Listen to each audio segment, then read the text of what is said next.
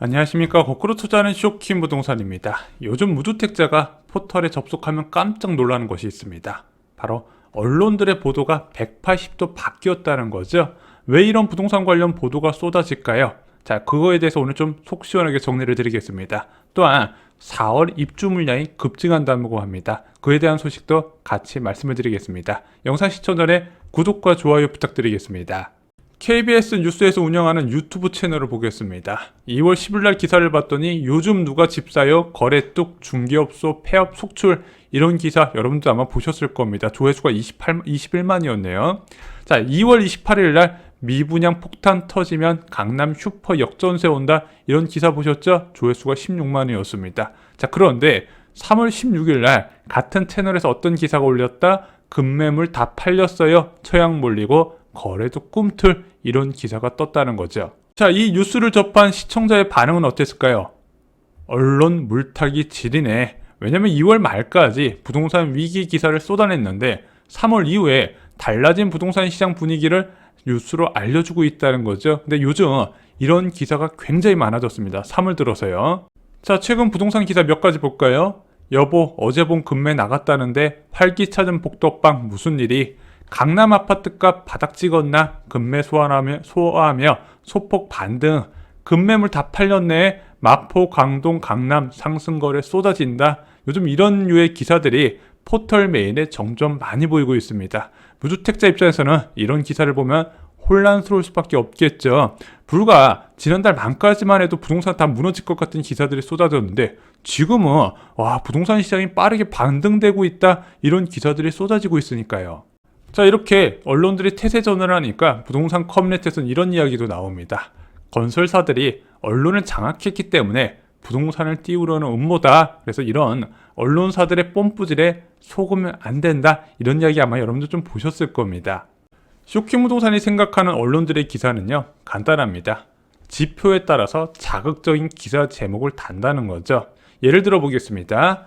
한국 부동산원 통계가 전월 대비 하락할 때, 자, 기사 내용 하나 볼게요. 제2의 판교라더니 무섭게 뚝뚝 마곡동 집주인 비명, 목동 9억 하락, 잠실 6억 하락, 집주인 비명, 전국 집값 더 빠졌다. 7억 팔린 지 한 달 만에 어떻게 노원 집주인 발칵. 이제 전체적인 이 통계상의 하락 소신을 전하긴 하는데 제목을 어떻게 단다? 특정 지역 급락 상황을 덧붙인다는 거죠. 그래서 주택가의 하락 시기에는요, 공포가 더욱 커지는 효과가 있어요. 자, 반면 한국 부동산원 통계에서 낙폭이 축소될 때 기사가 어떻게 나왔을까요? 자, 3월 9일 나온 기사, 석 달 전 비명 지르던 엘리트 무슨 일, 잠실 5단지 4억 뛰었다. 재건축 호재 올라탔나, 목동 집값 2달 만에 5억 급등, 급매로 안 판다, 강남 상구 바닥론 확산에 매도 물량 줄어. 새로 나온 지표를 보도하면서 반등 지역을 강조하는 모습을 보여주고 있다는 거죠. 거래량도 비슷합니다. 만약에 적은 거래량의 지표로 발표됐던 작년 10월, 11월, 12월 이럴 때는요, 어떤 표현이 나온다? 거래 가뭄 장기화 역대급. 그래서 아무도 사지 않기 때문에 고인중개업소가 문 닫고 있다 이런 류의 기사가 많이 쏟아지죠. 자, 그리고 1월달 들어서면서 거래량이 1000건이 넘어서기 시작을 합니다. 그랬더니 어떤 언론 보도가 나왔다? 꿈틀이라는 언론들이 좋아하는 표현이 나왔죠. 서울 아파트 거래량 꿈틀 7개월 만에 1000건 넘어. 자, 여기서 거래량이 지금 2000건대로 넘어서고 있습니다. 그랬더니 어떤 기사가 나왔다? 급매로 매수 심리 살아났나? 그래서 심리 변화에 대해서 본격적으로 다루기 시작했다는 겁니다. 자, 그래서 최근 언론들의 태세 전환은요, 정부 집값 통계 하락폭 축소 12월 29일 날 마이너스 0.74%에서 3월 13일 날 마이너스 0.16%까지 낙폭이 크게 줄었죠. 그리고 거래량의 지속적 증가, 작년 10월 달에 559건에서 최근 2300건까지 등록됐죠. 자, 그러면은 언론들이 3월부터 왜 태세 전환을 하면서 부동산 시장에 좋은 분위기를 전하려고 하냐? 3월부터 달라진 지표들이 나온 것이다. 개선된 지표에 언론들 특유의 보태기가 더해졌다는 거죠.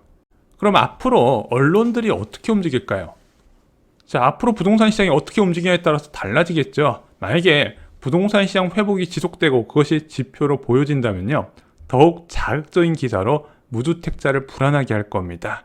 그래서 과거에 2020년, 2021년에 언론도 부동산 시장의 영끌족 확산에 책임이 있다. 저는 어느 정도 좀 인정을 해요. 왜냐면은 맨날 아침 들어오면 맨날 벼락거지, 뭐 집 안 사서 큰일 났다, 뭐 부부싸움한다, 이런 자극적인 기사만 쏟아냈거든요. 왜냐면 그때 나오는 지표들은 부동산 시장이 굉장히 상승하고 있는 것을 나타냈고 신고가도 계속 터지고 있었으니까 그런 것만 모아다가 기사를 쓰다 보니까 자극적일 수밖에 없는데, 언론사 입장에서는 조회수도 중요하다 보니까 많은 사람들이 볼 수 있게 그런 기사를 달았고 그게 결과적으로 영끌족에 늘어나는 것에 영향을 줬다고 생각을 합니다. 자, 그래서 앞으로도 부동산 시장이 회복된다면 이런 유의 기사가 늘어날 것이고 불안해하시는 분들도 생기겠죠. 그래서 부동산 시장은요, 하락할 때는요, 이런 공포스러운 기사가 쏟아지면서 공포 심리가 더욱 커지게 되고요, 상승할 때는 이런 불안 심리를 자극해서 수요가 더욱더 늘어나게 됩니다. 그래서 하락할 때는 아무도 안 사고 상승할 때 산다는 거죠.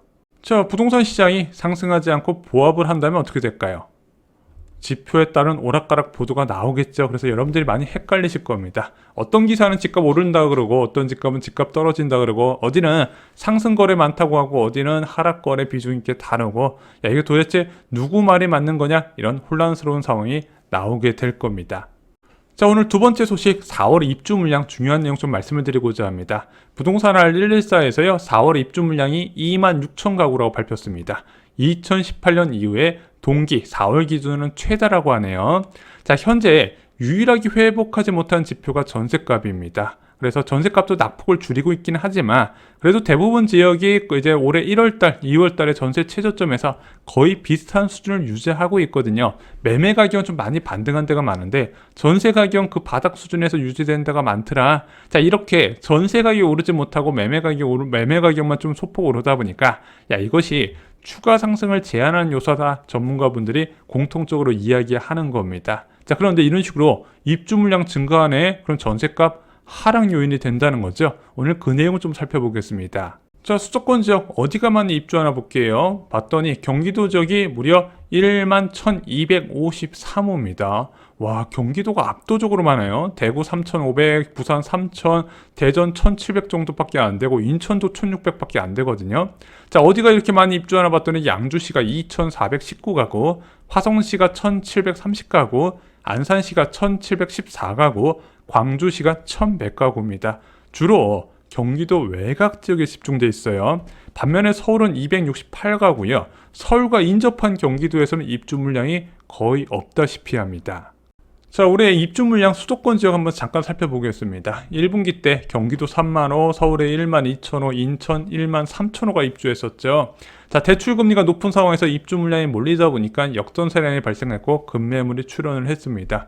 2분기 때 인천, 경기도 여전히 많은데 서울은 좀 줄어들어요. 그래서 서울과 경기도, 서울에 가까운 경기도 인접 지역은 입주 물량 영향에서 좀 벗어나는 모습을 보일 겁니다. 하지만 3분기 때 서울에서 다시 일부 지역에서 입주 물량이 크게 늘어나는 모습을 보이게 됩니다. 4분기 때는요, 경기도는 28,000호, 인천은 15,000호 여전히 많지만 다시 서울은 입주 물량이 감소하는 모습을 보이게 된다는 거죠.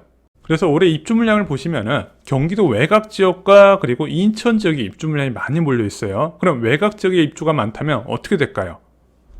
뚜렷한 양극화가 발생을 하게 됩니다. 전세 대출 금리가 하락한 상태에서 입주 물량 없는 지역이 수혜를 받을 수밖에 없다는 거죠. 반면에 입주 물량 많은 지역은요, 전세 가격이 오르지 못하면서 반등도 제한이 된다는 겁니다. 자, 근데 서울에서는요, 벌써 전세 매물 줄어드는 것이 보인다고 여러 차례 말씀드렸죠. DMC 레미안 이편한 세상 매매 매물 건수 80건에 전세 매물 건 25건밖에 안 됩니다. DMC 아이파크 매매 매물 16건에 전세 3건이고요. 지충역 북하산 유보라 매매 매물 건수 38건에 전세 달랑 4건이고요.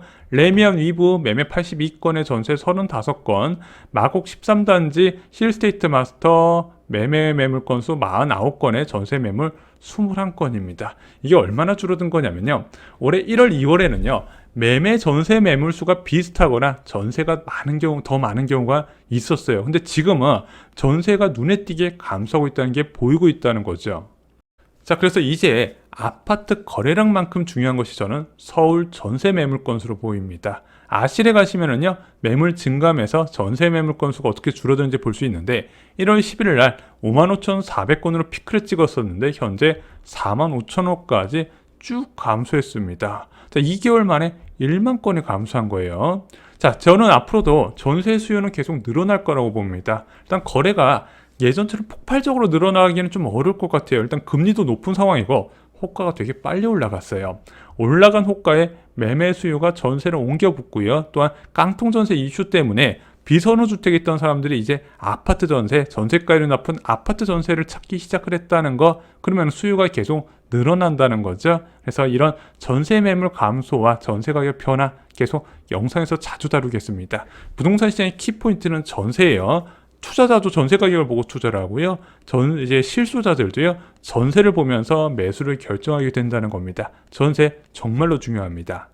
자, 오늘 영상이 마음에 드셨다면요, 구독과 좋아요 버튼 눌러주시고요. 주변에 부동산에 관심 많으신 분들께 이 영상 공유 꼭 부탁드리겠습니다. 하루 20분 투자 쇼킹 부동산 영상으로요, 미래를 바꿀 수 있다고 확신합니다. 오늘도 시청해주셔서 감사합니다. 좋은 하루 되세요.